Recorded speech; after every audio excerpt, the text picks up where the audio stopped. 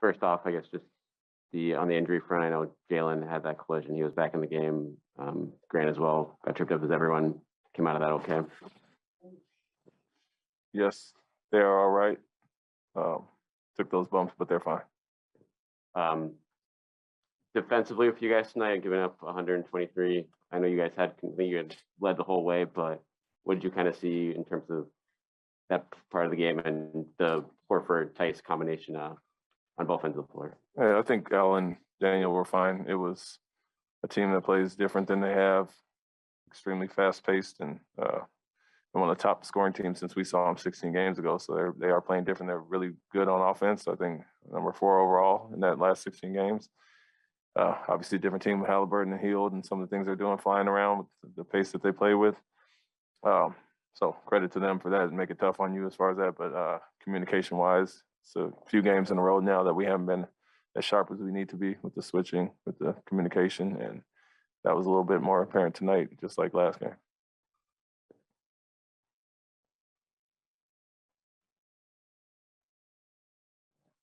The nature of this game, through preceding it, tight games, I mean, just how much does your team need to work under those conditions? Just kind of a grind out night.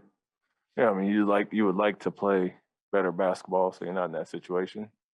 But like I said last game, it's going to be tight games, close games that we need the experience to go through and happen to win those. And so as much as, we'd like to play better defensively and sharper in a lot of areas to avoid those situations, there are some benefits. But in general, the meat of the game, we'd like to play better defense and not find ourselves in those situations where, we have 8 to 10 point lead and we can't stretch it because we can't string some stops together. And so got to get back to our physicality. Communication was the main thing last few games and start defending at a higher level going into playoffs. Both the last times they played, you guys have hit a ton of threes. Is that a coincidence, or are they doing anything specific that's giving you guys any trouble defensively? No, they do play with pace, and they have 2 guys that can stop and shoot it from deep behind. So if you're not talking as early as you need to be in the switches, they're stopping and pulling behind. And some other guys have had, looks like, career shooting nights against us, but that's how they're playing, loose and free right now with nothing to lose, and you can tell on that end. But at the same time, we are aiding them in our lack of communication, physicality on the ball. When their bigs were stepping up, were you deliberately having your big roll a little bit later so that the drop off was open for them? It seemed like there's a few times where they would just have one guy rotate under the rim, and then someone like Jalen would just drive past the rim and drop it back to the court. Yeah, we've worked quite a bit on Jason getting blitzed.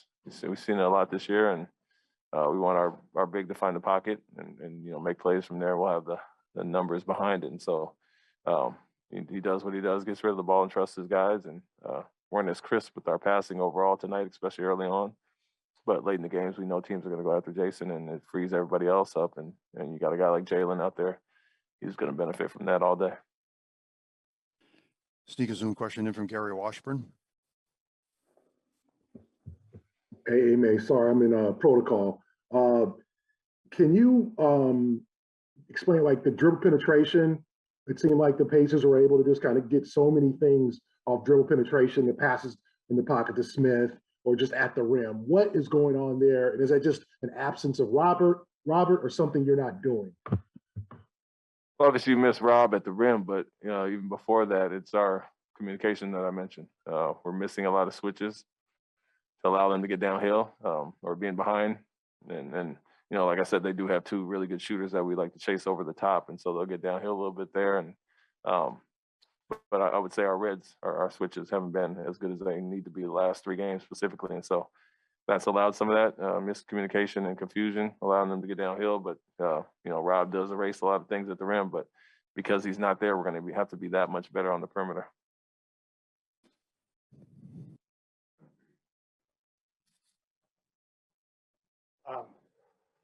I know there are ebbs and flows to the season, but how do you go from just dominating and blowing people out to suddenly not communicating well and having this kind of slippage? This game, they are unique in that sense and what they do. They've been, like I said, they've been one of the top offensive teams since we saw them 15 games ago, and that's a change of personnel for them.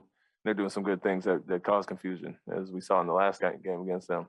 Miami was just kind of out of character, attention to detail with their shooters, and so we have to get sharper, and no doubt about that. It feels like, I don't know whether, the night some guys had off, we haven't come back as sharp as we need to. The rest is one thing, but keeping that momentum and sharpness is just as important. So since they came back, the game missed in Toronto, we haven't been on point in the last 2 games. We're going to have to definitely get that together. Washington's a good team coming up, and then obviously a big road trip. And so 4 games to tighten up in a lot of areas that we were really good at, and we'll check out some film and really tighten up in those areas, because obviously it's going to be crucial going forward in the playoffs.